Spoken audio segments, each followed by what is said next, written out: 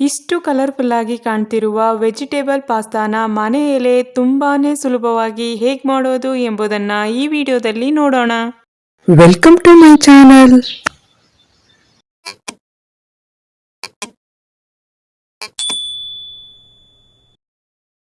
ಎಲ್ಲರಿಗೂ ನಮಸ್ಕಾರ.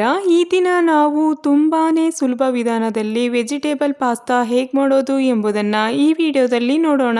Vegetable pasta ಮಾಡಲು ಬೇಕಾಗುವ ಸಾಮಗ್ರಿಗಳು: ಈರುಳ್ಳಿ, tomato, capsicum, carrot, green chilli, cheese, beans, ಬೆಳ್ಳುಳ್ಳಿ, ಕೊತ್ತಂಬರಿ ಸೊಪ್ಪು, ಹಸಿ ಬಟಾಣಿ, ಬಟರ್, ಟೊಮೊಟೊ ಪೇಸ್ಟ್. ಈ ಟೊಮೊಟೊ ಪೇಸ್ಟ್ ರೆಡಿ ಮಾಡಲು ನಾನಿಲ್ಲಿ ಹಣ್ಣಾಗಿರುವಂತಹ 2 ಟೊಮೊಟೊ, ಸಿಪ್ಪೆ ತೆಗೆದಿರುವಂತಹ 8 ಎಸಳು ಬೆಳ್ಳುಳ್ಳಿ, 6 ಇಂಚು ಸಣ್ಣದಾಗಿ ಹಚ್ಚಿದ ಶುಂಠಿ ಇದಿಷ್ಟನ್ನು ಹಾಕಿ ನುಣ್ಣಗೆ ರುಬ್ಬಿರುವ ಟೊಮೊಟೊ ಪೇಸ್ಟ್ 1 ಬಟ್ಟಲು, 400 ಗ್ರಾಂ ಅಳತೆ ಇರುವ ಪಾಸ್ತಾ 1 ಬಟ್ಟಲು. ಇದಲ್ದೇ ಯಾವುದೇ ಮಸಾಲ ಪೌಡರನ್ನು ನಾನು ಇಲ್ಲಿ ತೋರಿಸ್ತಾ ಇಲ್ಲ. ವಿಡಿಯೋನ ಸ್ಕಿಪ್ ಮಾಡದೆ ಎಲ್ಲರೂ ಕೊನೆವರೆಗೂ ನೋಡಿ, ಯಾಕಂದರೆ ನಾನು ಪಾಸ್ತಾ ಮಾಡುವಾಗ ಏನೆಲ್ಲ ಮಸಾಲೆ ಪೌಡರ್ಗಳನ್ನು ಆ್ಯಡ್ ಮಾಡ್ತಾ ಹೋಗ್ತೀನಿ ಅಂತ ಒಂದೊಂದಾಗಿ ನಿಮಗೆ ಹೇಳ್ತಾ ಹೋಗ್ತೇನೆ. ಇದಿಷ್ಟು ಪಾಸ್ತಾ ಮಾಡಲು ಬೇಕಾಗಿರುವಂತಹ ಸಾಮಗ್ರಿಗಳು. ಮೊದಲು ನಾವು ತಗೊಂಡಿರುವಂತಹ ಪಾಸ್ತಾನ ಬೇಯಿಸ್ಕೊಳ್ಳೋಣ. ಬಟ್ಟಲಷ್ಟು ಪಾಸ್ತಾನ ತಗೊಂಡಿದ್ದೇನೆ. ಇದನ್ನ ಬೇಯಿಸ್ಕೊಳ್ಳೋಕ್ಕೋಸ್ಕರ ಒಂದು ದಪ್ಪ ತಳ ಇರುವ ಪಾತ್ರೆಗೆ 2 ಬಟ್ಟಲಷ್ಟು ನೀರನ್ನ ಸೇರಿಸಿ ಅದು ಚೆನ್ನಾಗಿ ಕಾದ ನಂತರ ಪಾಸ್ತಾ ಬೇಯಲು ರುಚಿಗೆ ತಕ್ಕಷ್ಟು ಉಪ್ಪು, 2 ಟೇಬಲ್ ಸ್ಪೂನ್ ಅಷ್ಟು ಕುಕ್ಕಿಂಗ್ ಆಯಿಲ್ನ ಹಾಕೊಳ್ತಾ ಇದ್ದೇನೆ. ಈ ರೀತಿ ಬೇಯಿಸಿ ಪಾಸ್ತಾನ ಮಾಡೋದಾದ್ರೆ ಮರಿದೇನೆ ಕುಕ್ಕಿಂಗ್ ಆಯಿಲ್ ಉಪ್ಪನ್ನ ಹಾಕಬೇಕು. ಆಮೇಲೆ ಉಪ್ಪು ಹಾಕೋದ್ರಿಂದ ಪಾಸ್ತಾ ತುಂಬಾ ಸಪ್ಪೆ ಸಪ್ಪೆ ಅನ್ಸುತ್ತೆ. ಕುಕ್ಕಿಂಗ್ ಆಯಿಲ್ ಹಾಕೋದ್ರಿಂದ ಪಾಸ್ತಾ ಒಂದಕ್ಕೊಂದು ಅಂಟ್ತೇನೆ ಬಿಡಿಬಿಡಿಯಾಗಿ ಚೆನ್ನಾಗಿ ಬೇಯುತ್ತೆ. ಪಾಸ್ತಾದಲ್ಲಿ ತುಂಬಾ ವೆರೈಟಿ ಡಿಸೈನ್ ಇರುವ ಪಾಸ್ತಾಗಳು ಸಿಗುತ್ತೆ. ನಾನು ಇದನ್ನ ಈ ರೀತಿ ಸುರುಳಿ ಆಕಾರದ ಪಾಸ್ತಾನ ತಗೊಂಡಿದ್ದೇನೆ. ನೀರು ಚೆನ್ನಾಗಿ ಬಿಸಿಯಾಗಿದೆ. ಇವಾಗ ಪಾಸ್ತಾನ ನೀರಿನಲ್ಲಿ ಸೇರಿಸಿ 70% ಅಷ್ಟು ಪಾಸ್ತಾನ ಬೇಯಿಸ್ಕೊಳ್ಳೋಣ.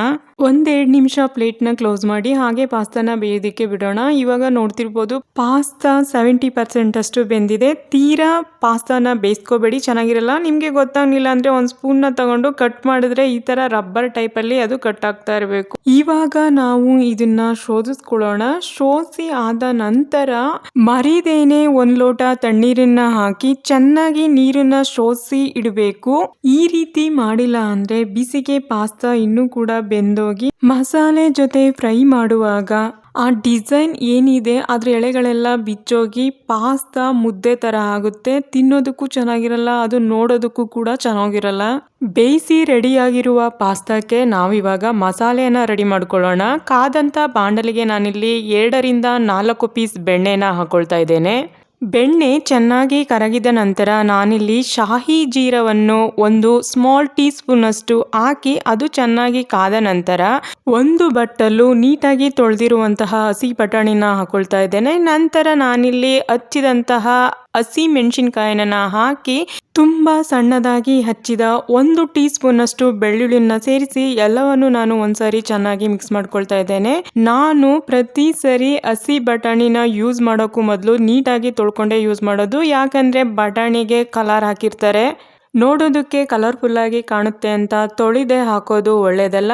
ಇವಾಗ ನಾನು ಸಣ್ಣದಾಗಿ ಹಚ್ಚಿರುವಂತಹ 3 ಈರುಳ್ಳಿಯನ್ನ ಹಾಕಿ ಎಲ್ಲವನ್ನು ಚೆನ್ನಾಗಿ ಮಿಕ್ಸ್ ಮಾಡಿ ಒಂದ್ ಸ್ವಲ್ಪ ಹೊತ್ತು ಫ್ರೈ ಮಾಡ್ಕೊಳ್ಳೋಣ. ಇವಾಗ ನಾನು ಹಚ್ಚಿರುವಂತಹ ಟೊಮೊಟೊವನ್ನ ಹಾಕಿ ಒಂದ್ಸಾರಿ ಮಿಕ್ಸ್ ಮಾಡಿ 2 ಟೀ ಸ್ಪೂನ್ ಅಷ್ಟು ಉಪ್ಪನ್ನ ಸೇರಿಸಿ ಎಲ್ಲವನ್ನು ಒಂದ್ಸಾರಿ ಮಿಕ್ಸ್ ಮಾಡ್ಕೊಂಡಿದ ನಂತರ ಸಣ್ಣದಾಗಿ ಹಚ್ಚಿರುವ ಕ್ಯಾರೆಟ್ ಮತ್ತು ಬೀನ್ಸ್ ಎರಡನ್ನೂ ಹಾಕಿ ಸ್ವಲ್ಪ ಹೊತ್ತು ಫ್ರೈ ಮಾಡಿದ ನಂತರ ಹಚ್ಚಿರುವಂತಹ ಕ್ಯಾಪ್ಸಿಕಮ್ ಅನ್ನ ಹಾಕಿ ಎಲ್ಲವನ್ನು ಒಂದ್ಸಾರಿ ಮಿಕ್ಸ್ ಮಾಡಿ ಇವಾಗ ಇದಕ್ಕೆ ನಾನು ಟೊಮೊಟೊ ಪೇಸ್ಟ್ ಅನ್ನ ಸೇರಿಸಿ ಸ್ವಲ್ಪ ಹೊತ್ತು ಫ್ರೈ ಮಾಡಿದ ನಂತರ ಅರ್ಧ ಟೀ ಸ್ಪೂನ್ ಅಷ್ಟು ಪಾಸ್ತಾ ಮಸಾಲವನ್ನ ಹಾಕಿ ಎಲ್ಲವನ್ನು ಚೆನ್ನಾಗಿ ಮಿಕ್ಸ್ ಮಾಡಿ ಅರ್ಧ ಟೀ ಸ್ಪೂನ್ ಅಷ್ಟು ಧನಿಯಾ ಪೌಡರನ್ನು ಹಾಕಿ ಒಂದ್ಸಾರಿ ಮಿಕ್ಸ್ ಮಾಡಿ ರೆಡ್ ಚಿಲ್ಲಿ ಪೌಡರನ್ನು ನಿಮ್ಮ ಖಾರಕ್ಕೆ ಅನುಗುಣವಾಗಿ ಹಾಕೋಬಹುದು. ನಾನಿಲ್ಲಿ ಅರ್ಧ ಟೀ ಸ್ಪೂನ್ ಅಷ್ಟೇ ಹಾಕೊಳ್ತಾ ಇದ್ದೇನೆ. ಯಾಕಂದ್ರೆ ನಮ್ಮ ಮನೇಲಿ ತುಂಬಾ ಖಾರ ಯಾರು ಇಷ್ಟಪಟ್ಟು ತಿನ್ನೋದಿಲ್ಲ. ಹಾಗಾಗಿ ನಾನು ಎಲ್ಲ ಮಸಾಲ ಪೌಡರ್ಗಳನ್ನ ಅರ್ಧ ಟೀ ಸ್ಪೂನ್ ಅಷ್ಟೇ ಬಳಸ್ಕೊಂಡಿದ್ದೇನೆ. ಇವಾಗ ನಾನು ಇದಕ್ಕೆ ಅರ್ಧ ಟೀ ಸ್ಪೂನ್ ಅಷ್ಟು ಪೆಪ್ಪರ್ ಪೌಡರನ್ನು ಹಾಕಿ ಎಲ್ಲವನ್ನು ಚೆನ್ನಾಗಿ ಮಿಕ್ಸ್ ಮಾಡಿ 1ರಿಂದ 2 ಬಟ್ಟಲು ಪಾಸ್ತಾ ಬಸ್ತಿರ್ತಕ್ಕಂತಹ ನೀರನ್ನ ಸೇರಿಸಿ ಅದು ಅದು ಚೆನ್ನಾಗಿ ಕುದ್ದ ನಂತರ ನಾವು ಬೇಯಿಸಿಟ್ಟಂತಹ ಪಾಸ್ತಾನ ಹಾಕಿ ಚೆನ್ನಾಗಿ ಮಿಕ್ಸ್ ಮಾಡ್ಕೊಳ್ಬೇಕು. 2 ಟೇಬಲ್ ಸ್ಪೂನ್ ಅಷ್ಟು ಕಿಸಾನ್ ಟೊಮೊಟೊ ಕೆಚಪನ್ನು ಹಾಕಿ ಎಲ್ಲವನ್ನು ಚೆನ್ನಾಗಿ ಮಿಕ್ಸ್ ಮಾಡಿದ ನಂತರ 2ರಿಂದ 4 ಸ್ಲೈಸ್ ಚೀಸ್ನ ಹಾಕಿ ಅದು ಮೆಲ್ಟ್ ಆಗೋಕ್ಕೋಸ್ಕರ ನಾವು ಒಂದು ಪ್ಲೇಟ್ನ ಕ್ಲೋಸ್ ಮಾಡಿಡೋಣ. 1-2-3 ನಿಮಿಷದ ನಂತರ ಬಿಸಿ ಬಿಸಿ ವೆಜಿಟೇಬಲ್ ಪಾಸ್ತಾ ರೆಡಿಯಾಗಿದೆ. ನಾನು ಪಾಸ್ತಾ ಬೇಯುವಾಗ ಮತ್ತು ಟೊಮೊಟೊ ಫ್ರೈ ಮಾಡುವಾಗ ಉಪ್ಪು ಹಾಕಿದ್ರಿಂದ ಉಪ್ಪು ಕರೆಕ್ಟ್ ಆಗಿದೆ, ಹಾಗಾಗಿ ನಾನು ಉಪ್ಪನ್ನು ಹಾಕ್ತಿಲ್ಲ. ನೀವು ಬೇಕಾದರೆ ಈ ಸಮಯದಲ್ಲಿ ಪಾಸ್ತಾ ಏನಾದ್ರು ಸಪ್ಪೆ ಇದ್ದರೆ ರುಚಿ ನೋಡಿ ಹಾಕೋಬೋದು. ಕೊನೆಯಲ್ಲಿ ಕೊತ್ತಂಬರಿ ಸೊಪ್ಪನ್ನು ಹಾಕೊಳ್ತಾ ಇದ್ದೇನೆ. ಇದು ಆಪ್ಷನಲ್, ನಿಮ್ಗೆ ಇಷ್ಟ ಇದ್ದರೆ ಹಾಕೋಬೋದು, ಇಲ್ಲಾಂದರೆ ಸ್ಕಿಪ್ ಮಾಡಿ. ಕಲರ್ಫುಲ್ ಆಗಿ ವೆಜಿಟೇಬಲ್ ಪಾಸ್ತಾ ಬಿಸಿ ಬಿಸಿಯಾಗಿ ರೆಡಿಯಾಗಿದೆ.